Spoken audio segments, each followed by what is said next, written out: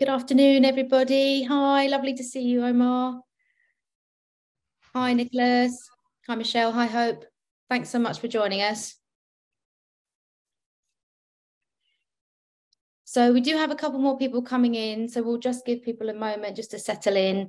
Lovely of you all to make the time this afternoon to join us for our next webinar. My name's Gracie. I'm just going to give everybody a minute or two to settle in, and then we'll make a start all together. Okay. Fantastic. Okay, so I think it probably makes sense to make a start. Good afternoon, everybody. Really warm welcome to what is the 5th live webinar in the Integrating Our Mental and Physical Healthcare Systems series. This is a really exciting webinar we're going to be bringing to you this afternoon because we've been delivering a very particular intervention, Consultant Connect, within South London and Maudsley over the last year or so. And for us, this is a really big opportunity to share a little bit about what this intervention has enabled us to do and to share with you some of the key work in terms of the evaluation of that and its impact. So for anybody that isn't familiar with who we are, IMPHS is a programme of work that's funded by the Maudsley charity. And our work is focused really on identifying, testing and evaluating physical health interventions that can improve the lives of adults living with serious mental illness. Through this webinar series, we've been seeking different ways to think about and guide you through all the individual projects that we've been delivering within the IMPHS portfolio. And we've been joined over the last few webinars by clinicians, researchers, project managers, and experts by experience who have worked with us to really deliver the projects in our portfolio, but moreover to share their experiences around the learning and ideas for future development. I should say that my name is Gracie, and as the current project manager of IMPHS, it's really my pleasure to be bringing this series to you. And over the next hour, as I say, I'll be guiding you through today's webinar, which is going to focus on a bit more around the implementation of Consultant Connect. For anybody that isn't familiar with this, we will have moments in the agenda to explain a bit about what Consultant Connect is, but at a high level thing to say now is that it really is a telephone and messaging service that we have really used to support clinicians based at South London and Maudsley to be able to access physical health advice and guidance from specialists in other local trusts. SLAM being the first UK mental health trust to use Consultant Connect, this really is a big opportunity for us to really show and share with you the impact and the value of that work and really how we've evaluated it within the trust, in particular, the difference that that's made for how we work with other trusts thinking about physical health of adults with mental illness. So I'm just going to show you a bit about what the agenda is going to cover today. We've got quite a bit to get through, and in particular, we're going to be hearing from key individuals that have been really helping us to deliver and showcase this work within the trust. Overall, I should say that we'll be recording this webinar. So in the event you have to jump out or you can't join us for the full session, we will be recording and sharing this after. And as ever, we do want these to be as interactive as possible. So please do put any questions in the chat. If you have anything you'd like to ask, please do raise your hand. Or of course, you can save questions for the end where we will have a Q&A where key speakers from today's event will be able to answer any key questions that you have. Just finally, a huge thank you for being here. And I'm now going to guide us through into our next speaker. I'm really pleased to be able to invite Kate Lillywhite, who's going to share a little bit about her experiences of working with us in IMPHS, but also give a bit more about the background and rationale for why Consultant Connect was seen to be a valuable and important intervention for us to consider as part of this programme. So I'd like to invite Kate. Hopefully, Kate, you're here with us. Yes, great. I'm finally here. Apologies. All sorts of IT problems, but I won't bore anybody with those. Hopefully you can see and hear me okay. Brilliant. Yeah. So I suppose I just wanted to share reflections. So I'm Kate Lillywhite. I'm the Director of Strategy and Transformation at South London and the Maudsley. But before this, I actually worked on the Mind and Body programme.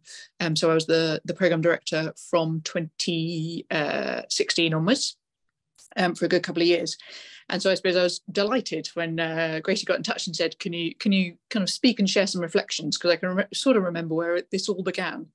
So casting my mind back, there was a conference in January 2019 where some of our colleagues from Consultant Connect presented, and I think off the back of that it was a speculative question that said, hey, if you can do that for primary care, how about can we do that for mental health?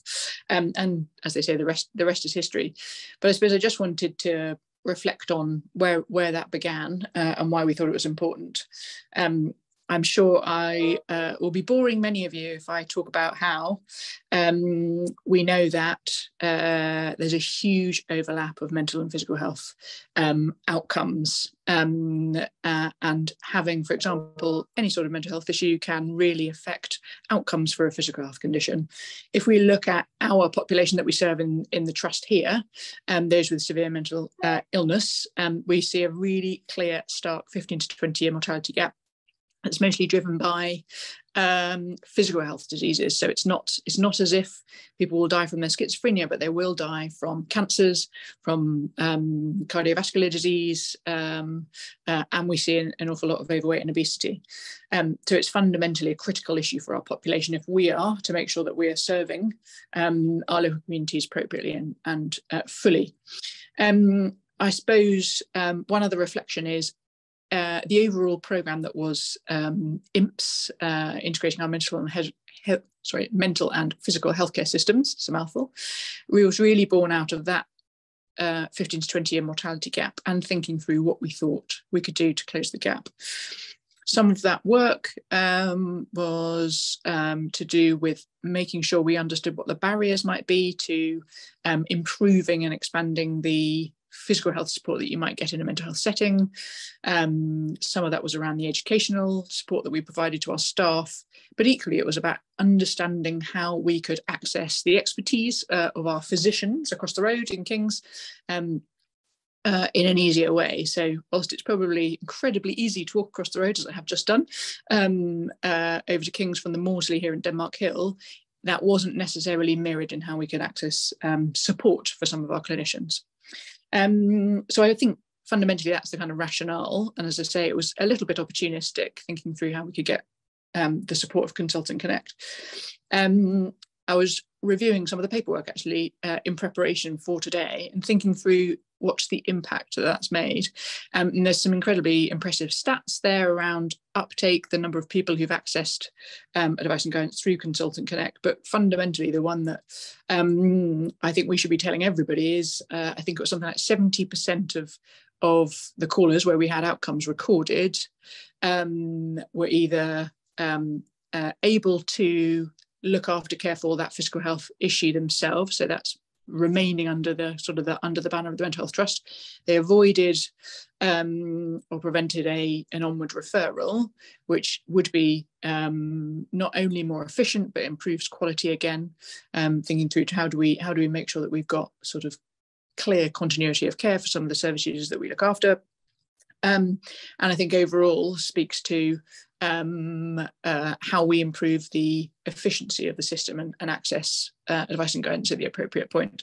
So I think the impact is almost undisputable. I suppose the reflections would be from me, which is having the Consultant Connect project as part of the wider IMPHS programme was incredibly important, because it's not as if this is a silver bullet of an intervention. It has to sit within a wider set of actions that create that system of integrated care, which will be understanding how we might identify some of those issues. It will be about how we have a very clear intervention in place if the needs are particularly acute. That might be a physical health clinic, but it's also about increasing the confidence and competence, I suppose, of our workforce to be able to deliver integrated care wherever they are in the system. So I would say that making sure that this intervention was essentially embedded within that wider programme is incredibly important. And I suppose lastly, as ever with anything that's different or a change, one reflection would be thinking through how could we have promoted and evidenced the benefits of this approach, maybe more proactively, or we can still do that now, help to drive up even more uptake of the service. But if we go back to the root of why people might adopt a change, I think it's fundamentally understanding, so how will this benefit the people that I serve? How will this help me in my clinical role? And what can be different as a result of this? So I'm just delighted that we are here in February 2023, and that I'm able to say a few words and reflect back, as I say, back to January 2019. So Gracie, that was all I was going to say. Back over to you.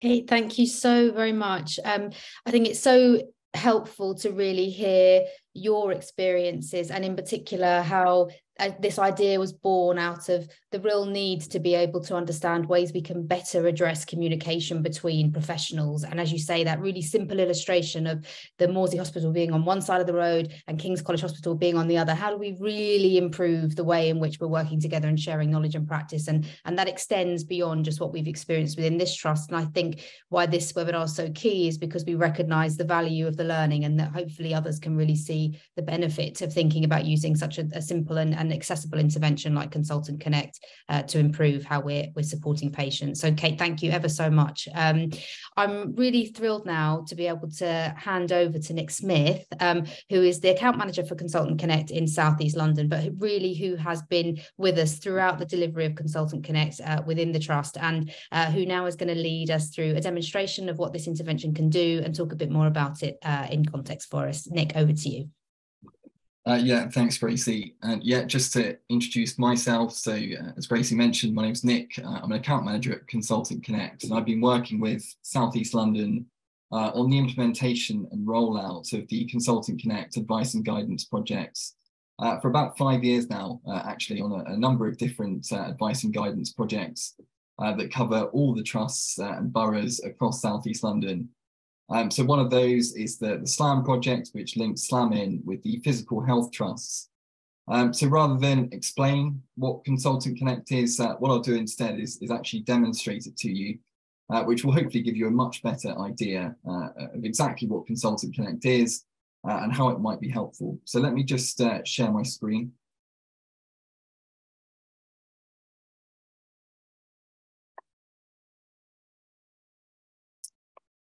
There we go. Get rid of that. There we go. Great. So hopefully you can see what I've got on my screen here. So what I've got is a couple of things. On the left, I've got my phone, which I've got mirrored on the screen. And on the right, I've got the Consultant Connect dashboard, which is the platform where all of the tech sits and where all of the rotors themselves are configured. So essentially what we've done in South East London is we've set up a very simple communications tool that allows clinicians at SLAM to access the physical health teams for advice and guidance. So what I'm going to demonstrate to you is 3 things. The first of which is phone advice and guidance. The second is photo messaging advice and guidance. And the third is access to the bypass numbers that routes the clinicians through to the GP bypass numbers so they can get through to them quicker. So I'll start off with the phone. So essentially what we've done is we've got the Consultant Connect app, which you can see here on my phone.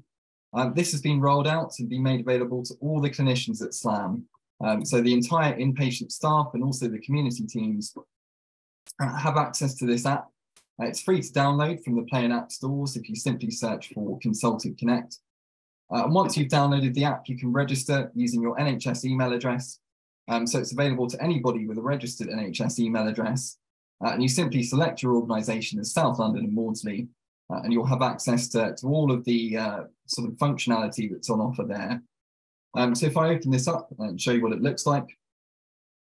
So it looks a little bit like this, and really it's very simple. So what you can see here on my screen on the left is a simple phone directory where we got a number of the different specialty teams across South East London that we've set up. So let's say I'm one of the inpatient staff at SLAM and I've got a patient in front of me and I'm looking for some advice, say from gynecology. All I do is I find gynecology from the drop-down list here. You can see there's a number of different options that I can choose from. So I'll select gynecology as an option. I'm then invited to select which trust I want to call. So we have gynecology advice available from both Guy's and King's. So let's say I want to call the team at King's, for example. I select King's as an option. I'm then prompted to input the patient's NHS number. So if I just go for all the 5s and then click next, at which point here you can see a little bit more info. So you can see it's provided by King's. You can see the service is live until 5 o'clock. And to start the call with the team, all I do is hit the green start call button. I won't actually do that because I don't actually want to speak to the team. But when you do hit that green start call button, what happens is you're routed through to a rota of clinicians that we've set up on the system with the team at King's. And that rota looks a little bit like this. So this is just a demo that I've got set up here. But you can see today is Wednesday the 15th. We're now into the 1 o'clock session, but we'll see we had a session earlier this morning at 8 a.m. to 1 p.m. And on this 1 o'clock to 6 o'clock session that we've got on this demo here, you can see we've got a number of different names. And these are essentially the names of the clinicians that your call will be routed through to. So once you hit the start call button, the call is routed through to the first name on the rota, which is Amy Ryan in this instance. So Amy is given sort of 35 to 40 seconds to answer that call. If she's not available or the phone rings out, it simply rolls over to the second entry on the rota, and so on until either the call is answered or the rota itself is exhausted. You can add as many or as few names to the rota as you'd like. So let's say we want to add Roger Tweedale to the rota. All I do is drag and drop Roger on, at which point now the call will have 3 names to cycle through, and you'll increase your chances of getting through to somebody on the first attempt. As I say, you can set as many sessions as you would like. You can set any rota hours you would like, and you can add as many or as few clinicians as you like as well. And the phone calls themselves can be routed through to any telephone that is capable of receiving a call. So that can be a mobile phone or a landline phone. It's completely up to the team. So some teams like to take calls on a landline, whereas others actually like to use their personal mobiles because they know they'll have that on them at all times. They'll only receive calls during the hours that we've set on the rota as well. So it's very simple, really. All we're doing is routing calls from one person through to another for advice and guidance purposes. The clever bit is that all the call data is recorded on the system. So if I go to reports and then calls here, you can actually see a log of all the calls that are placed.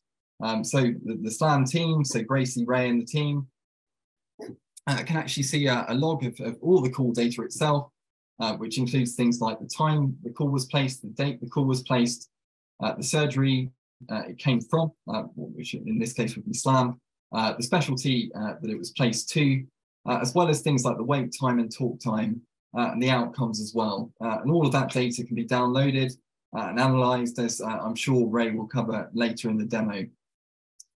So really, the calls is very simple. You might also think that it would be useful to send messages to teams for advice and guidance as well. So this is one of the other things that we've set up, and in South East London, they have access to dermatology photo messaging. So let me show you that as well. So if I open up the app again, you can see there's a few extra buttons here that the clinicians will have access to, one of which is messages. So if we click messages, I can then start a new message by pressing the blue circle here in the bottom right. You can see there are 2 options for dermatology and pediatric dermatology. So if I want to send a message to the dermatology team, I select dermatology. Again, input the patient's NHS number, at which point here there's a pro forma that the dermatology team at Guy's and St Thomas's have set up with the info that they'd like to be included within the messages itself. So this just ensures that they get the right sorts of queries coming through. And let's say you've got a patient in front of you, you want to take a photo of their skin lesion. You can actually use your phone's camera to do that. So if I press the blue button here in the bottom right, this will open up my phone's camera. You can see my screen and my snake plant. So let me take a photo of that. Imagine this is a patient's skin lesion, for example. And when you're happy with the photo, you click Use Photo.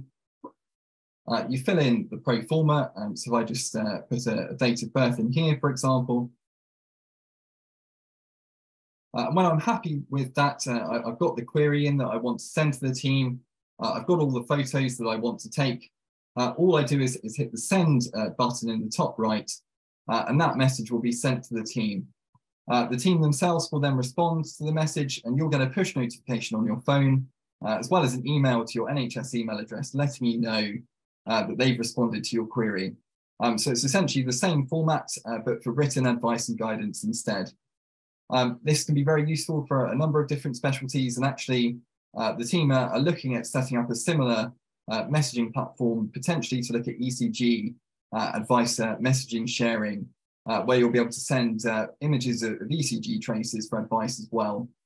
So we're hoping that that will come in later in the year, potentially. So the final thing that I'll show you is the phone directory for bypass numbers. So you'll see on the app here as well, there's a button that says directory. So if I click on that button here, so what we've done is we've set up every surgery in South East London on this directory. So if I scroll through the list, it's done in alphabetical order. And let's say I wanted to get through to the Bromley Common practice. I wanted to get through to their bypass number. I simply find that from the list. Select as an option. And here you can see we've got the call bypass number set up. And again, it's just a case of clicking the call bypass number if you want to get through to that team. So to do that, you click the call number and you'll be able to skip the queue to get through to the receptionist at the practice. And it just makes it significantly easier for the clinicians to get through to those practices without having to spend a lot of time in the queue. So the Consultant Connect services are all IG compliant. They've all been signed off by the South East London ICB, and it's all fully funded and available there. So this has been rolled out across the whole of SLAM and is available to all of the clinicians. So hopefully that makes sense. It's really very straightforward. All we're doing is setting up communications channels for both written and telephone sort of functionality, allowing one clinician to speak to another for advice and guidance. And that's about it. Nick, thank you so very much for that really full demonstration. I think it really helps to just bring the app to life and really what it enables us to do in real time. And I think it really illustrates the simplicity of the functionality actually, and in as much as we are able to communicate so easily and so quickly and the difference that can really make. We have had a question actually in the chat from Michelle, which I think is probably pertinent to bring here now rather than at the Q&A, if that's okay, Nick, which is just Yeah. whether it's possible to search more specifically through Consultant Connect in medicine in different kind of sectors or divisions or departments. So, for example, like diabetes, endocrinology, or weight management services. Is there anything about that you might be able to clarify for Michelle at all? In terms of sort of accessing those specialties quickly via the app itself? I think that's probably Michelle's direction of the question, I think. Yeah. Michelle, of course, do feel free to jump on if you wanted to add to that question at all. Yeah, no, you've got that, Gracie. It's just as we try and move towards bringing diabetes and endocrinology and weight management physical care closer to these patients, I'm just keen to understand how we can leverage Consultant Connect to improve that, really. Yeah, so I guess for a bit of context, so the project was very easy to roll out to SLAM because we already had access set up for primary care. So for a long time, GPs since 2016 in South East London have been using the same service to access the same teams for advice and guidance. So the sort of current directory is very much tailored towards a primary care, the primary care needs, but there's no reason why we couldn't tailor a directory to fit the needs of SLAM as well. So yeah, I would very much be the point of contact for that. So if you had teams that you wanted to bring on, it would be very easy to do. It would just be a case of me meeting with the team. Really, all we would need is the contact details to add them to the service. So it should be very quick. Nick, thank you. Michelle, I hope that answers in part your question. And of course, I've popped in the chat as well, the direct link to the Consultant Connect website and of course, Nick's email. If you do, or if anyone else does at all want to be able to follow up a bit more on that. Nick, huge thank you to you. And I know you're going to be with us again at the end for the Q&A. So I'm sure there may be some other questions coming your way. I'm going to just reshare my screen. As at this point now, I'd really like to move us on to the next part of the webinar, which is really to bring into the room Ray McGrath, who of course has been leading the implementation and evaluation of Consultant Connect within South London and Maudsley, and who has really been championing this work throughout its course of delivery. So Ray, I'm really thrilled to be able to hand over to you now to share a bit more about how you've delivered this and what you found. Thanks, Gracie. Wow, that's a big shoes to fill to have led the evaluation and implementation. It's really has been a team effort, but I'm fortunate to be able to speak about it today. So to set the context, we previously had an evaluation protocol, which you can see on the screen here, which we published back in 2021. This actually covered 2 interventions that we were piloting and testing in SLAM. One was, of course, today's intervention Consultant Connect, and the other is the physical health clinic, which will be the topic for next week's webinar, so do please join us for that as well.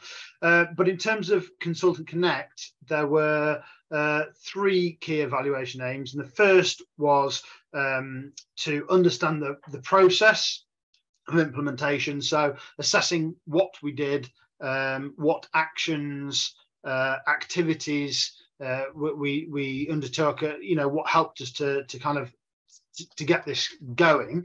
The second aim, to establish acceptability and feasibility, was just that. Was it used? How so? Was it useful? And could it be improved as well, potentially? And then the third aim was to understand the economic implication of running the service. And I think this is perhaps the most challenging, because the modelling for economic evaluation is based on assumptions, and assumptions on data, and data that isn't always easy to obtain, readily available. There's also a challenge whether economic value is internal, or whether it impacts the wider system as well. So we will be publishing our results paper in the next couple of months. So I'm going to steer clear from trying to give you too much of the kind of the statistical analysis or health economic analysis that we're doing at the moment. One, because I'm not a statistician, and I'm definitely not a health economist, but also because I think it's more useful for me to explain what we've done, the actions, and where we're at with it. So next slide, please, Gracie. Okay, so in terms of aim 1, we have used the expert recommendations for implementing change framework, conveniently called ERIC, and this is basically, ERIC sets out 73 distinct strategies for implementing change in healthcare, or implementing interventions in healthcare, and then the 73 strategies are also grouped into 7 domains as well. And we've used ERIC twice in the project. So we used it at 6 months post the launch. So we launched in June 2020. 6 months later, we mapped the activities that we'd undertaken to the strategies in the framework. That helped us to identify what we had done, the strategies we had employed, and those also that we hadn't. And it also gave us the opportunity to think about what was working, and what we might want to continue more of. And then at 28 months, so that was the point of evaluation. It was a kind of a cut-off period.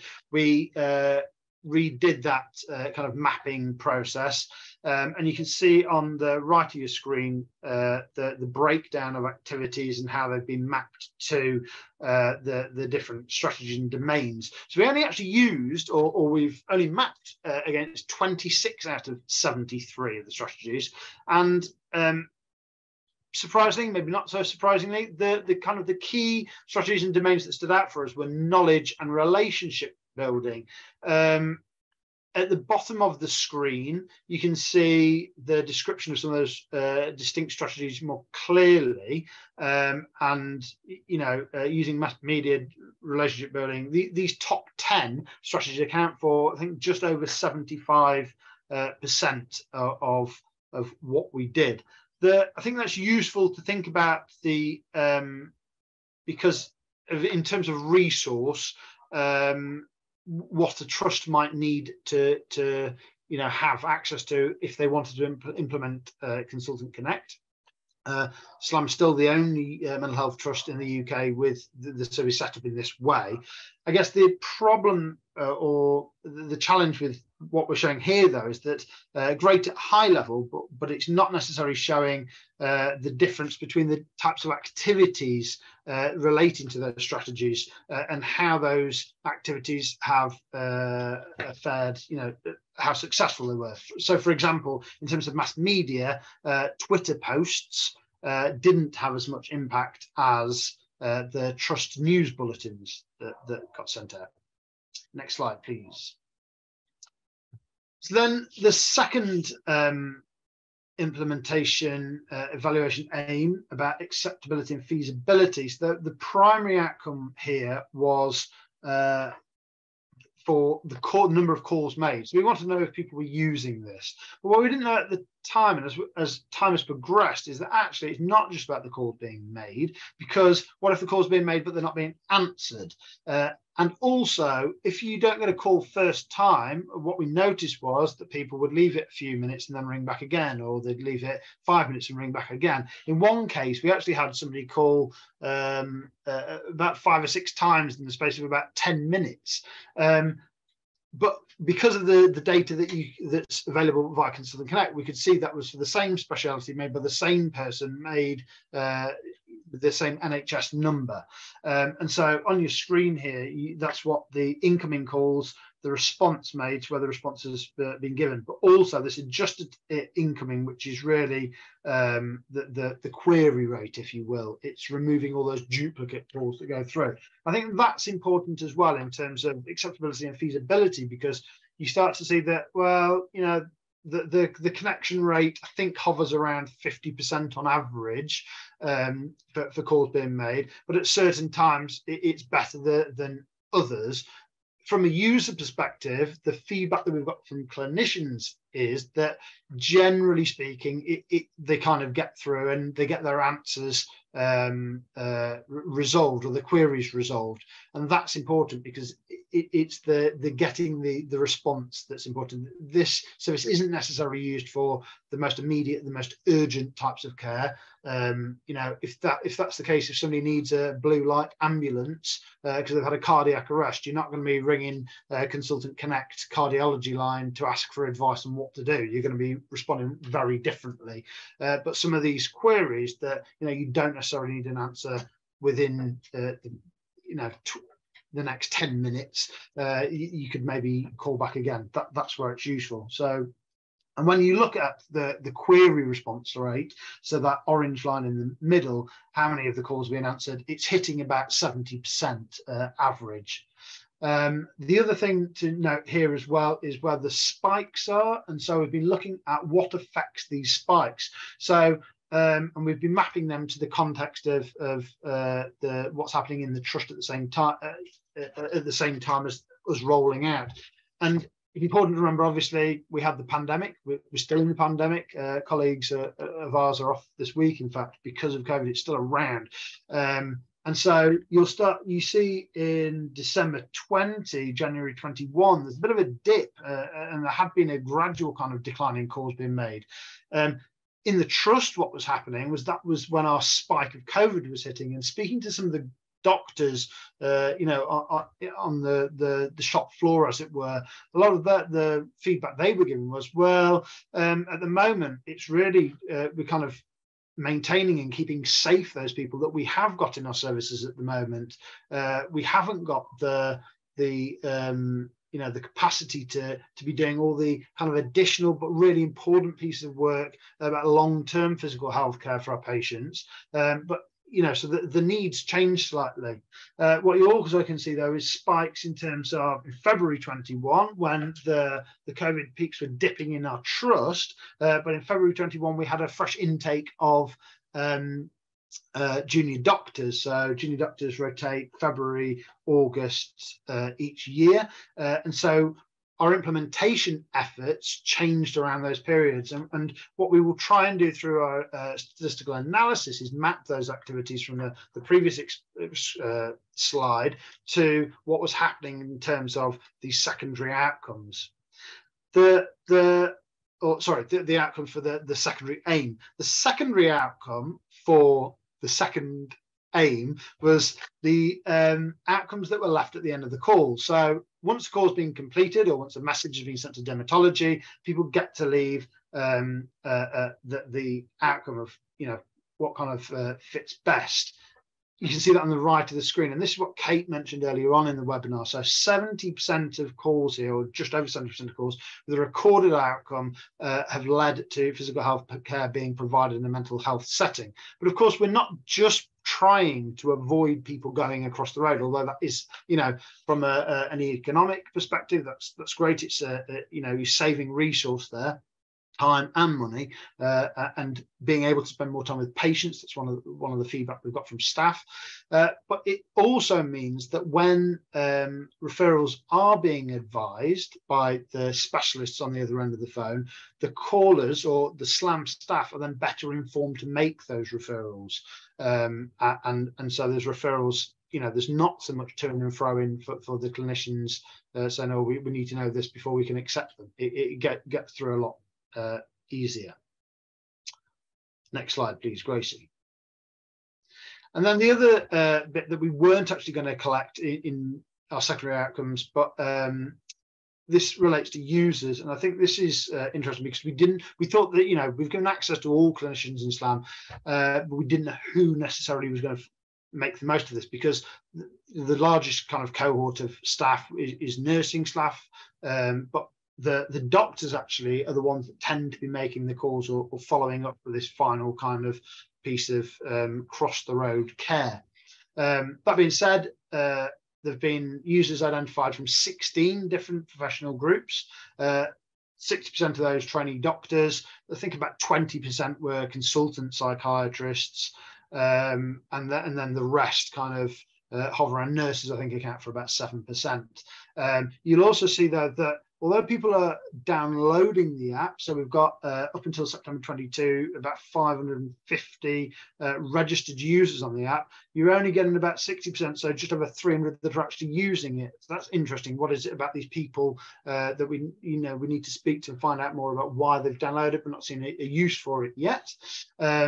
We've brought out different strategies throughout the course, and at one point we were able to share that if you made a certain number of calls and left a certain number of outcomes, you can use those to download a certificate for accredited professional development points, which is, you know, useful for some of the professions, and also knowing which users or who were the users. It's meant that we've been able to target specific groups. So we'll go to the junior doctor trust inductions, we'll spend more time on wards. We know that 25% roughly of calls now originate from the community, and the community rollout happened in June 21, where you can again see that spike happening. Next slide, please, Gracie. And then finally, the tertiary outcome for AIM 2, which is about acceptability and feasibility. We wanted to know what the users' feedback on Consultant Connect was. And my colleague Theo is presenting. You'll see the video after this, so I won't labour the point. We've engaged with clinicians wherever possible. I can sound a bit like a broken record when I'm going around the wards or I'm joining team meetings, because every little bit that you can add in is another, part of that strategy of implementation, about sharing what's going on. But we have collected kind of structured feedback as well. And you can see some of the quotes from the colleagues here, but it also learning about how you heard about Consultant Connect. Surprisingly, the one that most people kind of reported on was that a colleague had recommended it to them. So that word of mouth is, invaluable. Is there a case to have when IMPHS is stepping away from this beacon of work, about handing it over the trust to continue the continual rollout because of the cycle of staff change? How do you build the case for champions or kind of key leads to kind of keep promoting this piece of work? also, you can see how can it be improved. So we're constantly looking for, what do we need to make this even better for clinicians? And of course, improved current call connections was the key thing there. Largely speaking, people were very positive about the intervention, and one of the questions said in this survey said, would you recommend it? And 100% of the respondents said yes, we would definitely recommend this to colleagues in SLAM. I'm going to leave it there and pass over to Gracie. Thank you so much, Ray. It's such a vast amount of work to fit into just a short presentation. So thank you so much for illustrating it as you have done. And I'm absolutely certain that people that are here today and others that will go on to listen to this webinar will be fascinated by the breadth of findings and actually what that has enabled us to do in terms of how we've really looked at the ways we're communicating between professional services and teams within the trust. And I think it's really key that you've also shared this component at the end of the presentation about clinical feedback, which for us, I know has been essential, and all the way through delivery of this intervention and the evaluation has been efforts to really make sure we're including the voice of people that are really using this intervention in real time. And I'm really pleased to be able to share with you now a recorded video from Theo Bourbon-Petty, who has worked very closely with Ray and others to implement this piece of work, and is going to talk now about his experiences, which I will just play for you now.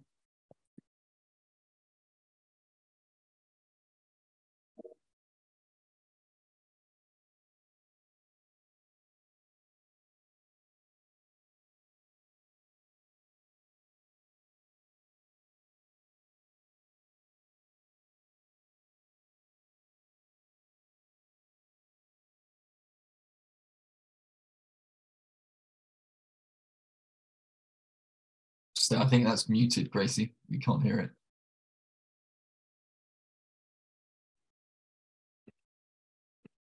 Hopefully you can hear that now. Yeah, well, Consultant Connect, I think, is a really great tool that probably appeals to doctors across the whole spectrum of different specialties. But I think it has a particular relevance to doctors in psychiatry because as we start to become more specialised in mental health, we possibly, our fingers fall off the pulse of developments in physical health treatments a little bit. And it can be helpful to have a kind of rapid and direct access to kind of specialist advice. So it's a really useful tool. I think I really like the concept, and I was interested to hear about it. And I think I was a relatively early adopter when it was introduced in our trust, and found it really helpful for getting that rapid expert advice that I mentioned. In particular, that was really useful on a busy inpatient ward. When I was, working on a ward with kind of up to 25 patients during COVID, there were lots of different aspects of physical health management that often fall to the junior doctors on the psychiatry ward, and it was really helpful for me to make sure that I was able to manage those patients appropriately, and B, for me to learn and develop and grow as a kind of junior doctor, and make sure that I was kind of keeping up to date in that sense. So yeah, I think it's a really interesting area, that kind of interface between physical and mental health, and getting involved in evaluating whether this was an effective tool seemed really appealing to me, basically.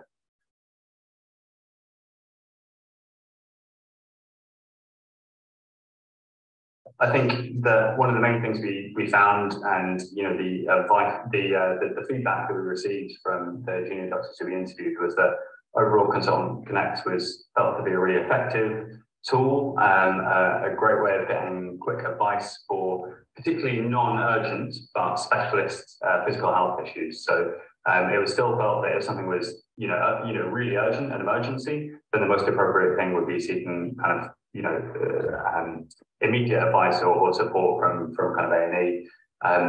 But in those kind of non-urgent situations, it was a great tool for people to get some specialist support. It was felt to be simple to use. It was felt to be something where the doctors who were using, the junior doctors who were making the calls, really felt like they were speaking to people who had a little bit more time than perhaps speaking to a medical registrar, speaking to somebody who was, you know, a specialist in that field, rather than speaking to the general medical registrar who's swept off their feet and you know, thinking about 101 different things, and, you know, always often giving great advice as well. But instead of bothering them, you're able to speak to somebody direct who is a specialist with a bit more time to sit and think about things. And that was felt to be a really, really useful tool. So yeah, I think that there were lots of different reasons that we found that people referred to Consultant Connect. You know, thinking about diagnoses and, you know, advice on you know, likely diagnoses, thinking about investigations, necessity of onward referrals, how urgent an issue was. There were quite a few different areas that people thought about, and people felt like they got useful advice in each of those areas. And one particular thing that quite a few people said, and, you know, there's evidence, you know, in different ways that Consultant Connect is preventing people being sent to hospital, because seeking this advice, getting some clearer management ideas, is really helping junior doctors in psychiatry settings, from, you know, to get that appropriate advice, and you know, that avoids hospital admissions and A&E presentations, which is, you know, overall a great thing.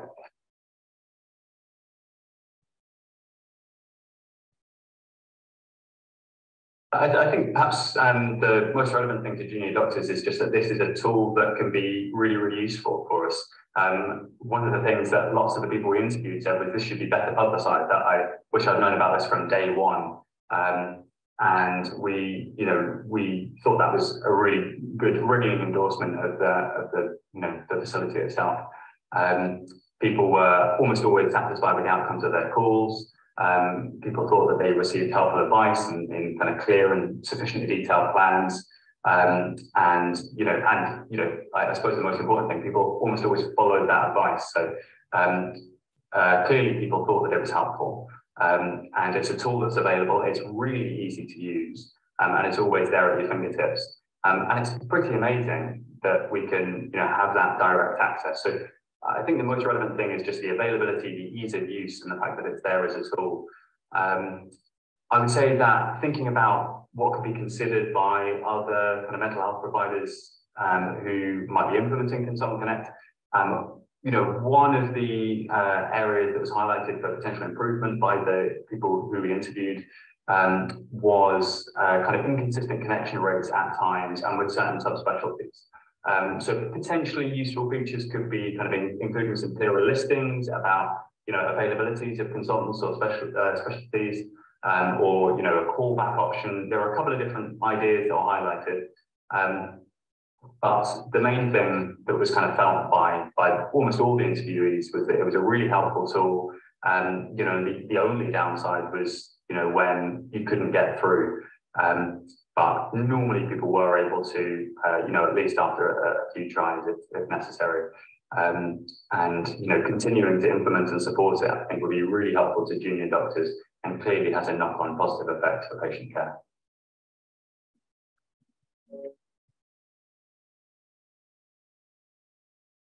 Okay, so now I'm really pleased to pass over this final segment of the webinar to Nicholas Tate, who has been leading a piece of work similar to what we've been doing with Consultant Connect, but looking at this from a kind of slightly different perspective within psychiatry.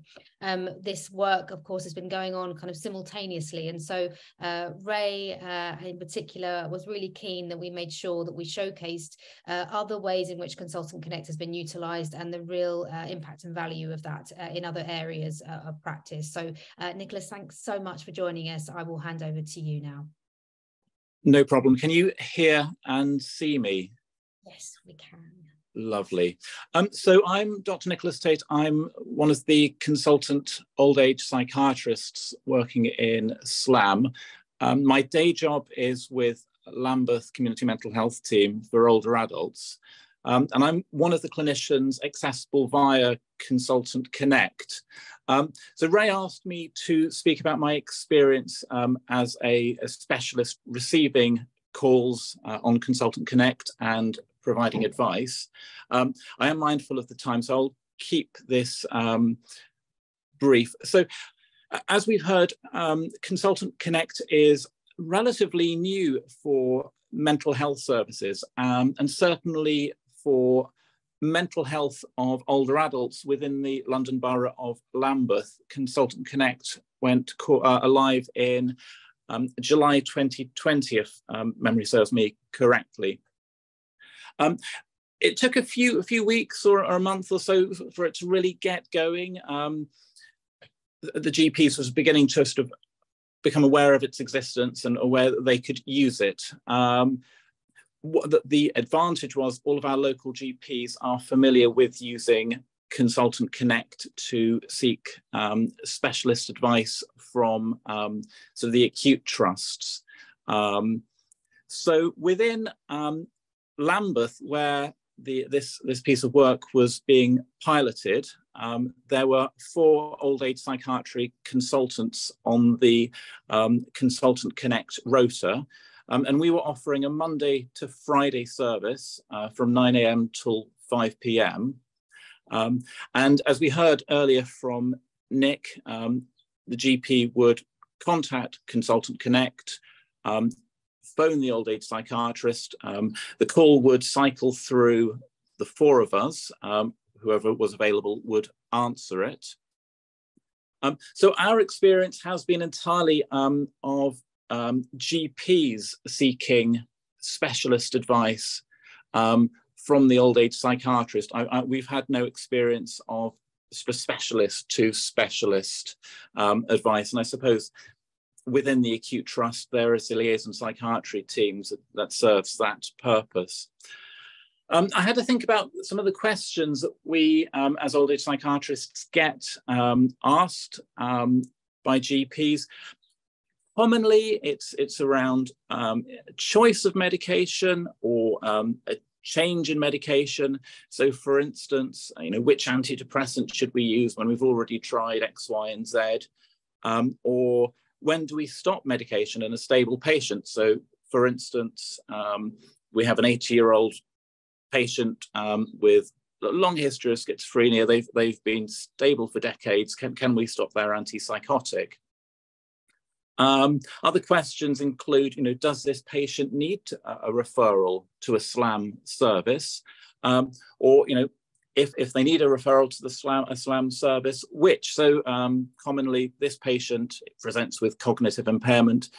Should we refer to the community mental health team, or should we refer to the memory service? In terms of outcomes from those questions, a lot of the questions are very straightforward, and we can provide the GP the answer they want within minutes. Sometimes we have to refer to our SLAM electronic patient records or the London or local care records, or have a conversation with a colleague. And occasionally, and this is possible, we can always email the GP back if we don't have the answer straight away. Other outcomes from the questions, we may avoid a referral. We may even recommend a referral. And also we can signpost other services. For instance, there's still the Maudsley Medicine Information Line, who may be in a better position to answer certain questions around drug availability or drug interactions. As it happens, I'm married to one of our local GPs, so we've been fortunate to have the opportunity to have a think about the benefits of this Consultant Connect service for our patients, for our service, and also for the GPs. So for benefits for the patients, we've, before Consultant Connect, these sort of conversations between GP and specialists would often rely upon local knowledge and local relationships. But now with Consultant Connect, it affords all patients equal access to this type of contact. Further, it may improve patient satisfaction. Certainly that's the aim, because they may feel more confident with the opinion and the advice that they've been given by the GP, and that specialist opinion has been sought. And also it can avoid any delays in managing the patient's symptoms or issues. And then we had to think about the benefits that we as mental health for older adults and our local GPs are receiving from this Consultant Connect service. The obvious one is it can reduce patients being referred to the service unnecessarily when actually as simple advice over the telephone can suffice. Naturally, it also improves links with our primary care colleagues, and it also just it affords us a more multidisciplinary team approach. Speaking with GPs, I think it gives them more confidence in managing complex or risky patients, you know, having been afforded the opportunity to speak with an old age psychiatry specialist. Sometimes the patients are actually with the GP when the call is being made. So actually, if the consultant has certain questions, you know, the GP can ask the patient directly, and it avoids this sort of to and fro, and it does avoid delays in managing the symptoms. It allows the GPs the opportunity to give old age psychiatry advice to patients on the day. And then in terms of my own team, I've had a chat with colleagues to see how it benefits them. So before Consultant Connect, GPs would largely make a written referral to our team, which would be processed by duty clinicians who would triage the referral. By having the option of Consultant Connect, it reduces some of the strain on those duty colleagues.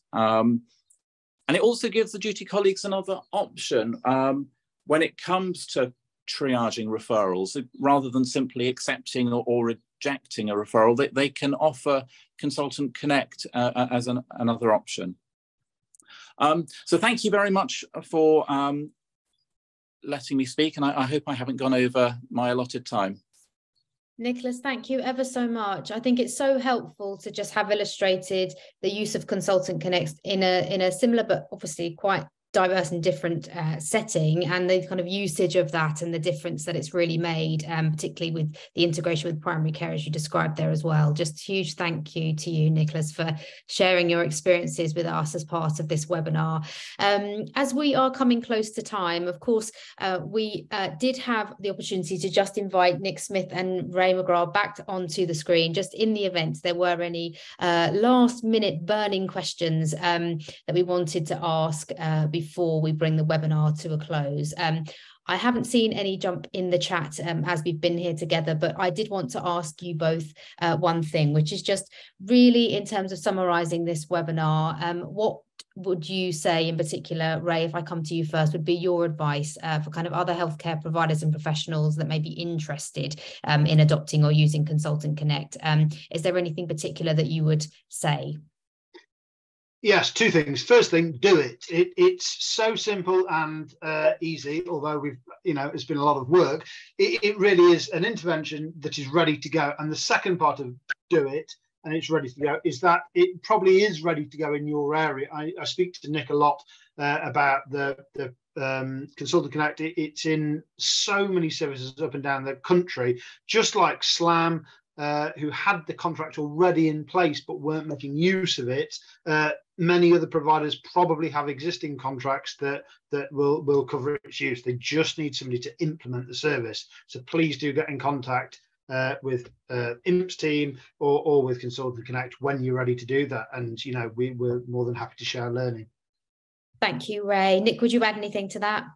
Yeah, I think just to build on what Ray was saying, really, it is really easy to do. So what we tend to find is that physical health teams who want to offer the advice actually already have these phone line services set up in quite a lot of cases. So they'll have a hotline phone, a landline phone that's sat somewhere, or a baton phone that they hand around the team.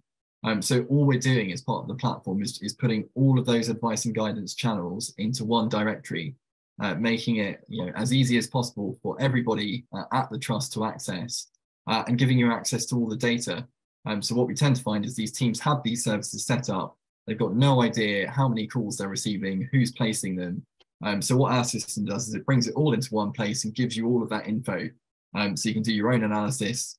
And really, it's not difficult at all. It's just routing a phone call from one person to another. It's as simple as that.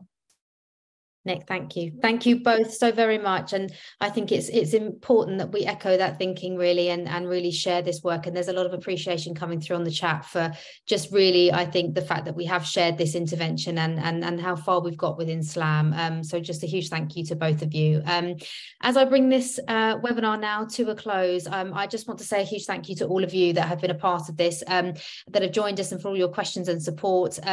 As Ray mentioned previously, we kind of are doing more work with this and evolving the thinking into other interventions that we've delivered. Our final webinar, in fact, will take place next Wednesday, which will be about the physical health clinic that we've also been delivering in SLAM services. So if you are interested to see that and to come along, the details we'll share following this webinar, of course. And of course, beyond that, a quick QR code for you. In the event you're interested in seeing more of our portfolio and would like to see more of the outputs and learning, we've prepared a booklet that's full of all the other projects and everything that we've described today, but so much more besides, including kind of the work that we have done with the Centre for Implementation Science at King's College London, and additional support we've had from experts by experience and the value that's really added to the IMPHS programme. All that's left for me to say is a huge thank you for your time, attention and interest in this work. Please do get in touch with us. Our details are here on the screen. We'd love to hear from you if you have other questions or you would like to know more about how we can help you to learn and build on what we've done here within South London and Maudsley.